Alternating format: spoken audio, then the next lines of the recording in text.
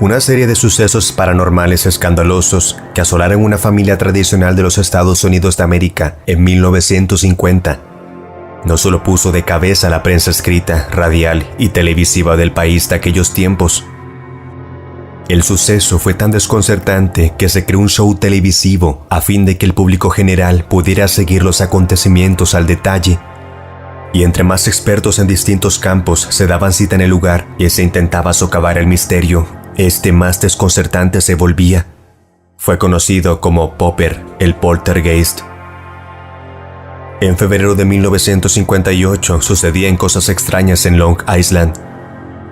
Una casa perteneciente a una familia de apellido Herman estaba siendo asaltada por extraños e inexplicables incidentes que se atribuían a un fantasma al que llamaban Popper. Pero, ¿qué estaba sucediendo realmente en la casa? ¿Era una fuerza invisible del más allá o algo más? En esta fecha, el 26 de febrero, Popper incluso llamó la atención de los investigadores del famoso laboratorio de parapsicología de J.B. Rhind en la Universidad de Duke, pero ellos no estuvieron más cerca de resolver el misterio que cualquier otro. El caso de Popper sigue siendo único en los anales de lo sobrenatural por diversas razones, y una de las más importantes es el hecho de que se convirtió en el primer caso de fantasmas que se mostró en televisión. El público de todo el país miraba con asombro las pantallas de televisión mientras Popper actuaba literalmente para las cámaras. Estas cintas se convirtieron en el reclamo de fama del fantasma, pero solo fueron una pequeña parte de los extraños sucesos. Popper se dio a conocer por primera vez alrededor de las 3:30 de la tarde del 3 de febrero de 1958. La familia de James Herman vivía en Seaford, Nueva York, un suburbio de Long Island. Su casa blanca y verde de estilo rancho había sido construida en 1953 y contenía 3 dormitorios, un baño, una cocina, un pequeño comedor, una sala de estar y un sótano que estaba dividido entre un lavadero y una sala de juegos. En otras palabras, era una casa típica de la década de 1950, en un barrio tranquilo y conservador con parques públicos y calles arboladas. Era el último lugar en el que uno esperaría que ocurriera algo fuera de lo común.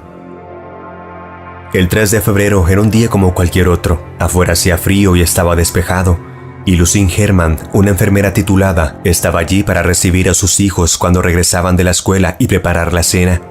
Los niños eran Lucille de 13 años y James de 12, 2 niños normales con intereses normales. Sin embargo, su mundo normal estaba a punto de cambiar. Poco después de que los niños entraran en la cocina, se desató el caos en la casa. En cuestión de segundos, varias botellas que contenían líquido en diferentes habitaciones de la casa comenzaron a abrirse de repente y a bailar. Nadie vio que las botellas se movieran o explotaran, pero todos oyeron cómo se abrían las tapas y el contenido de las botellas salía volando por los aires. Más tarde, descubrieron una botella de lejía abierta en el lavadero del sótano, una botella de almidón líquido en la cocina, botellas de champú y medicamentos en el baño y una botella de agua bendita que se había abierto en el dormitorio principal y estaba tirada de lado con el contenido derramado. Desconcertada, la señora Herman llamó a su marido, que trabajaba en Air France en la ciudad de Nueva York, y le informó de los extraños ruidos de estallidos que habían oído. Herman, por supuesto, estaba confundido por el incidente como su esposa, pero como nadie había resultado herido, decidió que no era necesario que se fuera a casa antes de tiempo. Siguiendo su rutina habitual, Herman tomó el tren a Long Island y llegó a casa justo antes de las 7 p.m. Durante el trayecto, reflexionó sobre la llamada de su esposa y estaba seguro de que tenía una solución para el misterio. Creía que algún tipo de reacción química en los productos había hecho que las tapas de las botellas explotaran y que el hecho de que lo hicieran al mismo tiempo era mera coincidencia. Quizás había sido causa de algún tipo de humedad excesiva en la casa. Investigó rápidamente las botellas cuando llegó a casa y confesó que se quedó desconcertado cuando descubrió que eran tapas de rosca. ¿Cómo podían haberse desprendido así como así? Una vez superada la emoción por el acontecimiento y como no había ocurrido nada más, la familia decidió considerar la experiencia como una de esas cosas divertidas que de vez en cuando suelen suceder. Pasaron 2 días sin novedades y el destape de las botellas quedó casi en el olvido. Luego, el jueves, una vez más, aproximadamente a la misma hora en que los niños Herman volvían a casa de la escuela, otra media docena de botellas se abrieron de golpe. Una botella de esmalte de uñas se abrió de golpe, al igual que una botella de alcohol, una botella de lejía, detergente, almidón y la botella que contenía agua bendita que estaba sobre la cómoda de la señora Herman. Fue una repetición casi exacta del suceso del 3 de febrero. El viernes por la noche volvió a ocurrir. Pero esta vez, cuando las botellas empezaron a abrirse, James Herman empezó a tener sospecha que conocía al culpable del extraño comportamiento de los múltiples recipientes. Supuso que su hijo, amante de la ciencia, había manipulado de algún modo las botellas para que explotaran con el fin de asustar a su familia. Pensó que tal vez su hijo había colocado algunas cápsulas carbonatadas de las botellas y había calculado el tiempo para llegar a casa y ver la expresión de sorpresa en el rostro de su madre. Mientras desarrollaba esta teoría, Herman pasó todo el fin de semana observando en secreto a Jimmy. Estaba decidido a atraparlo en el acto de manipular una botella. No era de extrañar que se sorprendiera el domingo por la mañana, 9 de febrero, cuando varias tapas saltaron de las botellas de almidón, trementina y agua bendita, dejando los recipientes balanceándose de un lado a otro en los estantes. Herman había estado vigilando de cerca a Jimmy, así que ¿cómo podría el niño haber logrado poner algo dentro de las botellas sin que su padre lo viera hacerlo? Sintiéndose desconcertado y un poco enojado, Herman irrumpió en el baño donde Jimmy estaba cepillándose los dientes y la acusó de manipular las botellas para que saltaran. El niño protestó vigorosamente su inocencia y, como para demostrarlo, Herman se sobresaltó al ver que una botella de medicina se movía de repente por encima del lavabo. Un momento después, la botella de shampoo también se deslizó por el lavabo y cayó con un ruido sordo al suelo. Aún escéptico, Herman examinó inmediatamente el baño en busca de cables o cuerdas ocultas. No encontró nada y finalmente se dio cuenta de que estaban sucediendo cosas en la casa que no podía explicar. Sin saber qué más hacer, llamó al departamento de policía del condado de Nassau y pasó los siguientes minutos al teléfono tratando de que el teniente E. Richardson, el oficial de guardia que respondió a la llamada, lo tomara en serio. Cuando escuchó la historia, Richardson acusó a Herman de gastar una broma o de beber demasiado, pero pronto se dejó convencer por el tono serio de la voz del hombre. Ayudó el hecho de que Herman tuviera una buena reputación en la comunidad. Richardson prometió enviar a alguien a investigar. El oficial James Hodge fue a la casa sintiéndose escéptico y preguntándose por qué a él le había tocado atender las llamadas de los locos.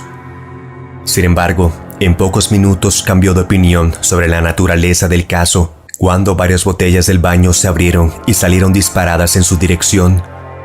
Rápidamente concluyó que los Herman realmente necesitaban ayuda.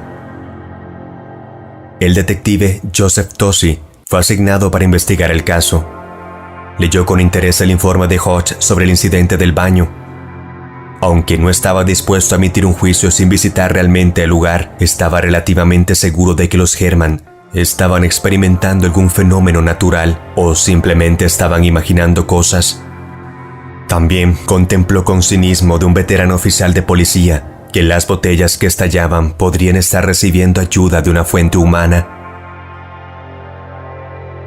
Más tarde, el día 15 de febrero, la actividad tomó otro rumbo. Mientras los niños estaban mirando la televisión en la sala de estar, una figura de porcelana que estaba en una mesa auxiliar junto al sofá comenzó a moverse y luego salió disparada a 2 pies por el aire, haciendo un fuerte ruido al caer al suelo. Para asombro de los niños, la figura no estaba rota. Después de esta última demostración, los Herman decidieron recurrir a otra fuente de consuelo y de ayuda para el desconcertado detective Tosi. Se pusieron en contacto con el padre William MacLeo de la iglesia de San Guillermo Abad en busca de ayuda. Como devotos católicos, los Herman creían que la iglesia podría ayudarlos allí donde los métodos ordinarios habían fallado. El padre MacLeo fue a la casa y roció agua bendita en cada una de las habitaciones. Desafortunadamente, su intervención divina de nada ayudó. Durante las 2 semanas transcurridas desde que Popper hizo su primera aparición en la casa de los Herman, la noticia de los extraños sucesos se había filtrado en los periódicos, la radio y la televisión. La historia recibió mucha publicidad. Incluso mereció artículos en las revistas Time y Life. Si la asediada familia pensaba que limpiar líquidos derramados y que una fuerza invisible rompiera sus pertenencias era malo, la avalancha de atención pública fue peor. Durante el día, la casa de los Herman estaba rodeada de periodistas, fotógrafos, curiosos y una asombrosa variedad de equipos de televisión. Aunque los Herman lograron acostumbrarse a estas intrusiones en sus vidas, no estaban del todo preparados para algunas rarezas que las acompañarían. Todos los días llegaban cartas y llamadas telefónicas. Muchas de ellas proponían soluciones lógicas, mientras que otras aseguraban a los Herman que los marcianos habían aterrizado cerca, o que el problema en la casa era el espíritu de un jefe indio muerto hacía mucho tiempo, o que los rusos estaban cavando un túnel bajo Long Island para invadir Nueva York. Los Herman, sin embargo, consiguieron ser pacientes con todos. Nunca rechazaron a nadie y escucharon atentamente todas las llamadas y sugerencias que llegaban, incluso las de aquellos que gritaban arrepentíos por teléfono a medianoche. Pero no todas las sugerencias o intentos de ayudar eran tan extrañas. Un hombre que fue a la casa, Robert Sider, era un físico del Laboratorio Nacional de Brookhaven en Long Island. Trajo consigo un juego de varillas de Saori y recorrió la propiedad con ellas. Cuando terminó, afirmó que creía que había corrientes subterráneas debajo de la casa. Pensó que el agua podría estar creando un campo magnético extraño. El detective Tosi examinó esta idea a profundidad, pero un estudio geológico sugirió que la información era inexacta. El expediente del caso Tosi se fue haciendo cada vez más grueso con notas, observaciones, investigaciones y datos que recopiló. En un momento dado, había estado bajando las escaleras del sótano con Jimmy Herman cuando una estatua de bronce de un caballo que pesaba casi 100 libras voló por el sótano y golpeó al detective entre las piernas. Jimmy no había estado cerca de la estatua y no había nadie más allí. ¿Cómo había sucedido? Tosi no tenía ni la menor idea. Había consultado a la Fuerza Aérea y tras estudiar sus planes de vuelo le habían dicho que las explosiones sónicas de los aviones que pasaban por allí no podían haber causado las perturbaciones. También descartó las ondas de radio poniéndose en contacto con la Radio Corporation of America.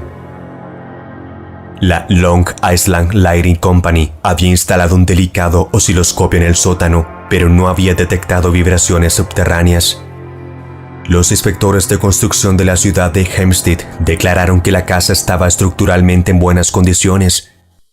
El departamento de bomberos de Seaford incluso inspeccionó un pozo en la propiedad para ver si los cambios en el nivel del agua podían estar causando las perturbaciones.